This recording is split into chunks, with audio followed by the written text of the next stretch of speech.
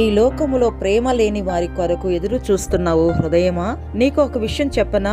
ఈ లోకములో నీవు ఏ మనిషి మీదనను ఆధారపడి ఉన్నట్లయితే వారు నీ బాధలో రాలేదని, నీవు రోగముతో ఉన్నప్పుడు నీ ఎద్దకు రాలేదని, పలకరించలేదని నీవెంతో బాధపడుతూ ఉంటావు. నేను శ్రమ నుండి ఉన్నప్పుడు వారు నన్ను పలకరించలేదు, నేను దుఃఖముతో ఉన్నప్పుడు నన్ను వారు ఓదార్చలేదు అంటూ నీ బాధ కంటే, నీ దుఃఖము కంటే వీరు రాలేదనే బాధే నీలో అధికముగా ఉంటూ ఉన్నది.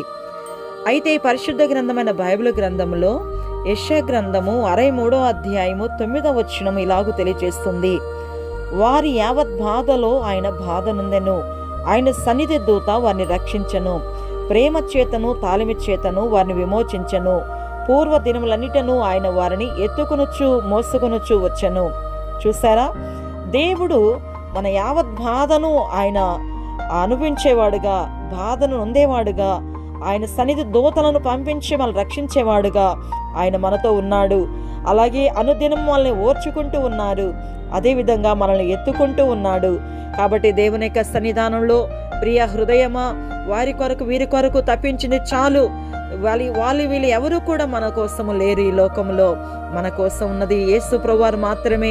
ఈ ప్రేమ గలన దేవుని పాద సన్నిధికి నీ వచ్చి ఆయన వైపు తేరి చూడగలిగితే ఆయన అద్భుతమైనటువంటి ఓదార్పును, ఆదరణను, ఆయన ఇచ్చే ఆదరణ ఈ లోకములో ఎవరు ఇవ్వలేనిది. కాబట్టి ఆయన నీకు సహాయం చేస్తాడు. నమ్ముతావా? ఈరోజు ఈ యొక్క వాక్యాన్ని నమ్మిన ఎడల ఆమేన్ అని టైప్ చేయి. Okay, God bless you all.